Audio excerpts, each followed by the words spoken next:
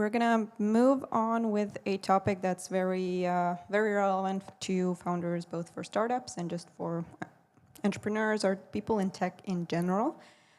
So we're moving on with a talk that is slowing down, confronting burnout in the creative industries.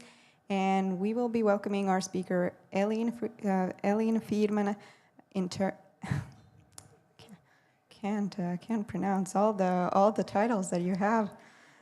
Integral Master Coach, Group Dynamics Consultant, and host of the podcast, jūties, or that would be translated of How Do You Feel? So let's welcome on stage.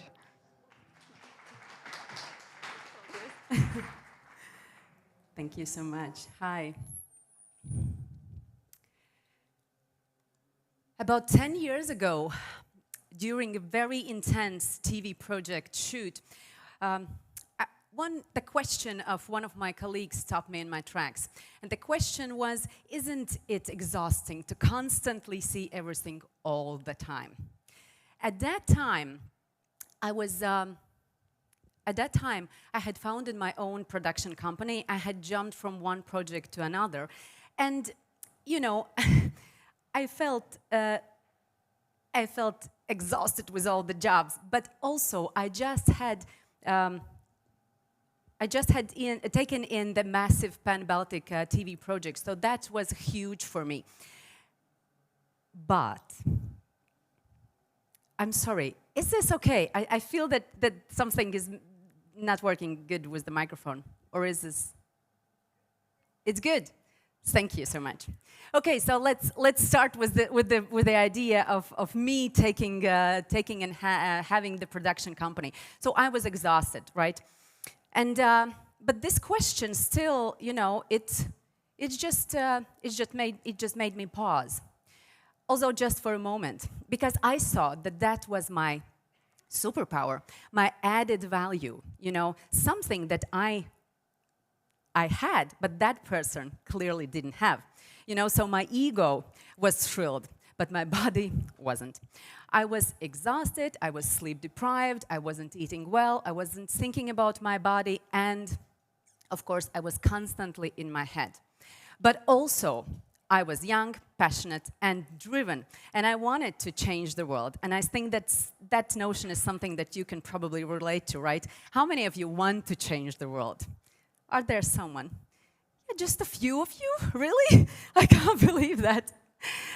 But yeah, you see, that's the thing, that changing the world is really tied to changing yourself. Because you see, you can't really ignore all your boundaries, especially if you are young and you're driven and you have so much energy in yourself, and energy that can help you conquer the world, you know, and to deal with the outside world. But if we don't refill our resources, then they just run out. And the numbers, they are alarming. Many recent studies show that approximately 50% of women working in tech and startup industry report experiencing burnout. And that's just in this industry, just the same as in every other creative industry. That's because of the long working hours, because of the high expectation, because of the intense pace what we have, and also the need for rapid growth. And burnout as such is really, at its core, it's poorly managed chronic stress. World Health Organization defines the burnout as a symptom of chronic workplace stress that is poorly managed. And what it leads to? It leads to emotional exhaustion. It leads to, I don't know, not wanting to be in job, right? Not wanting to communicate with your colleagues. And also, of course, the efficacy of your work is decreased. But what's even maybe more important, that when we start to ignore our inner selves and focus on things that are, you know, ever-changing and not the real source of truth, we are searching for inspiration and for power and for validation outside us. And that leads to distraction. And if we surrender to that, then we are giving away our power. Think about that. that if we want to deal with crazy world, what's happening around us, and we are not aligned with our core and rooted in this present, it's just easier to knock us off our feet. And I understand that when you're in the loop of that, it's very crazy to think about slowing down, right? It's like an elephant in the room. You know it's there somewhere, but you just don't know what to do with it and how to implement it in your life. So, but I have a few ideas, and I want to share those with you. So first of all, redefine your understanding of slowing down. So it's not about new tools or about indulging yourself in spa. It's about really listening to yourself. And for that, you need to pause. Because pause, you know, it's essential for us to be not to react impulsively, but to act intentionally.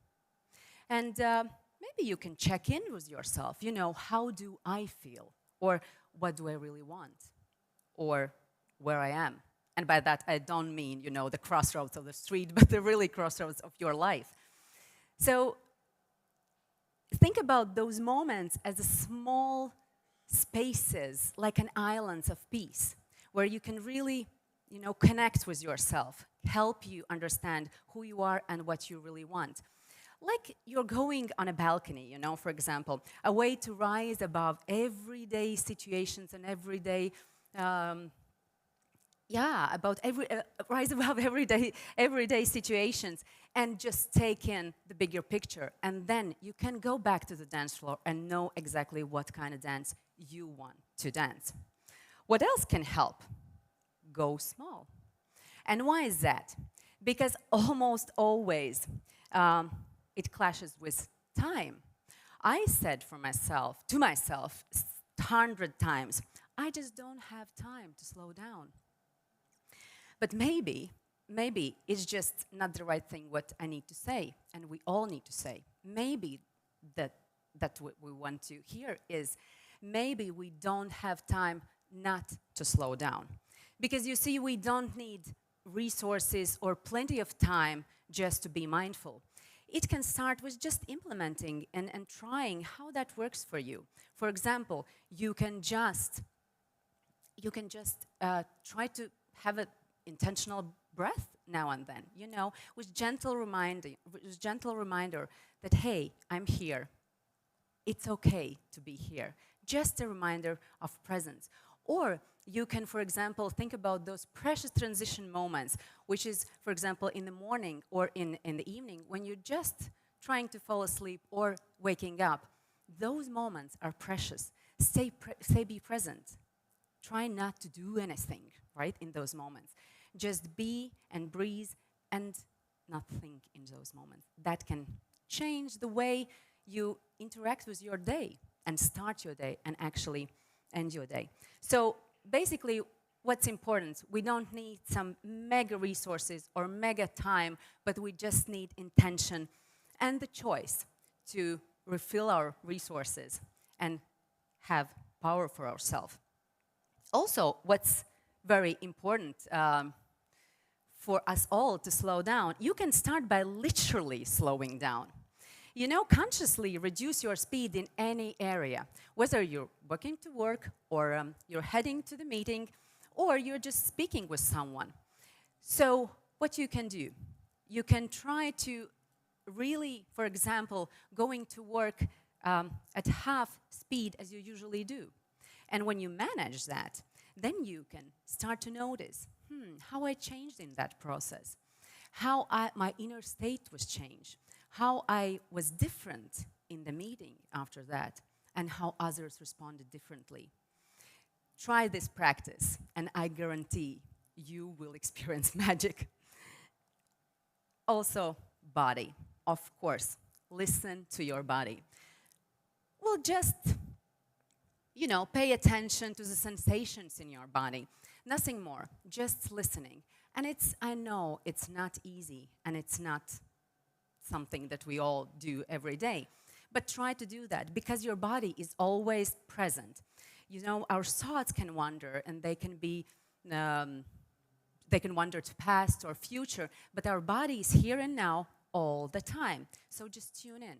And if this concept is something like strange for you, then what you can start with is try to, have a tension in your whole body and then relax.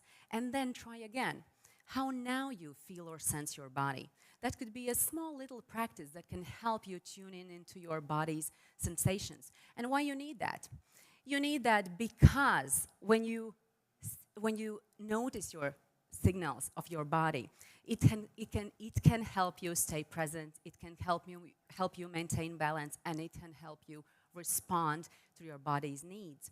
And that can help you deal with burnout and stress before it takes over. And because of course, it's not only about listening and just tuning in, it's also about responding. And if I'm honest with you and myself, then my body is really thirsty, and I'm gonna drink some water. And if is that the case for you, please join me as well.